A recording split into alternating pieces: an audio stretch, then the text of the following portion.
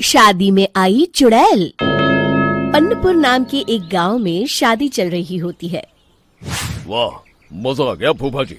शादी में क्या खाना बना है, बाराती तो उंगलियां चाटते रह जाएंगे। हाँ, तुमने सही कहा, पनीर की सब्जी का तो कोई जवाब ही नहीं। दूसरी तरफ पंडित जी फेरों की तैयारी कर रहे होते हैं कि तभी वहाँ एक चुड़ैल आ जाती है। अरे मर गया रे, ये चुड़ैल यहाँ क्या कर रही है? अरे दिवाकर जी, ये आपकी कौन सी रिश्तेदार है? अरे मुझे क्या पता, क्या भाग्यवान, कहीं ये तुम्हारे मायके से तो नहीं आई है।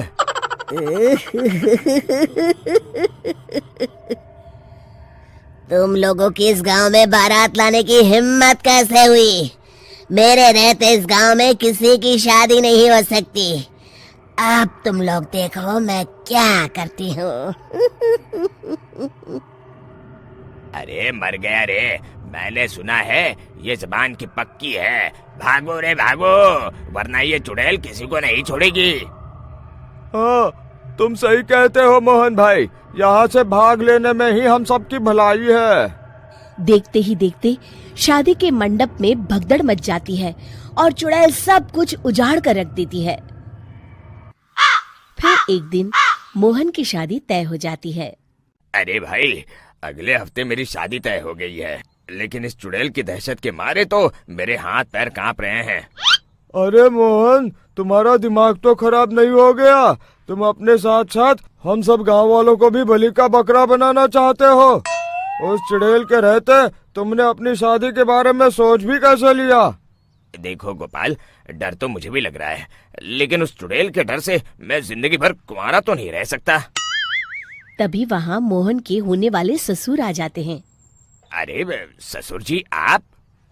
देखो, अब तक मैं तुम्हारा ससुर बना नहीं हूँ और शायद बनूंगा भी नहीं। ये आप क्या कह रहे हैं? मैंने तो शादी का कोड भी सिलवा लिया है। मैं अपनी बेटी की शादी किसी अच्छे गांव में कराना चाहता हूँ। तुम्हारा गांव तो भूतिया गांव है। मैं तो क्या, अब तो कोई भी अपनी लड़की इस गांव वालों को नहीं देगा। इस तरह चुड़ैल के डर से उस गांव में किसी की भी शादी नहीं हो पाती। फिर एक दिन गांव के जमींदार अपनी बेटी की शादी करने का विचार करते हैं, लेकिन चुड़ैल के डर से उनकी भी हिम्मत जवाब दे देती है।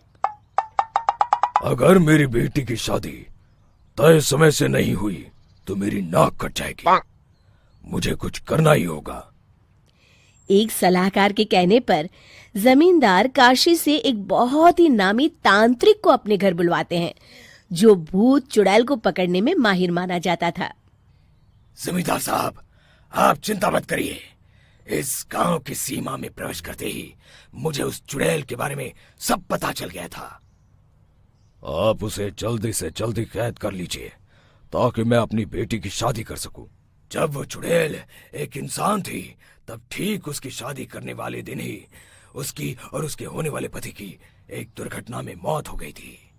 उसका होने वाला पति आज भी भूत बनकर जंगल में भटकता है।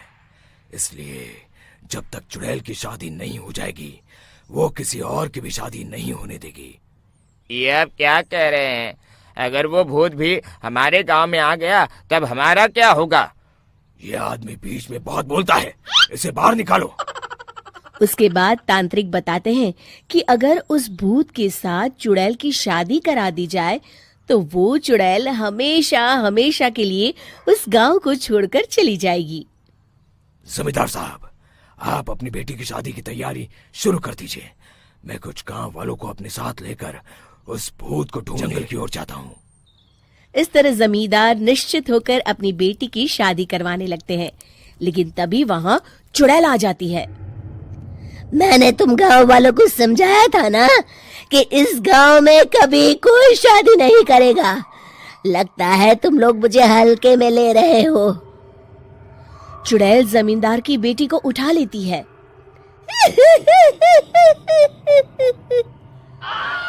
अब देखती हूँ बिना दुल्हन के तुम लोग शादी कैसे करोगे।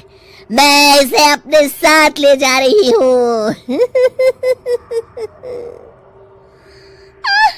छोड़ मुझे, पिताजी, मुझे बचाइए। अरे कोई मेरी बेटी को बचाओ। तभी तांत्रिक उस भूत को लेकर वहां पहुंचता है। अरे भाग्यवान, रुको, इन मासूमों को परेशान मत करो, मैं आ गया हूँ, अब तुम मेरे साथ चलो। चुड़ैल बहुत खुश हो जाती है। आप आ गए, चलिए अब हम मंदिर में चलकर शादी कर लेते हैं। अरे अरे अरे अरे, ये क्या कह रही हो? मंदिर में जाके दोबारा मरना है क्या? चलो, आज से हम जंगल में रहेंगे। चुड़ैल चली गई, अब मेरी शादी हो जाएगी। इस तरह सभी गांव वाले खुशी से झूमने लगते हैं।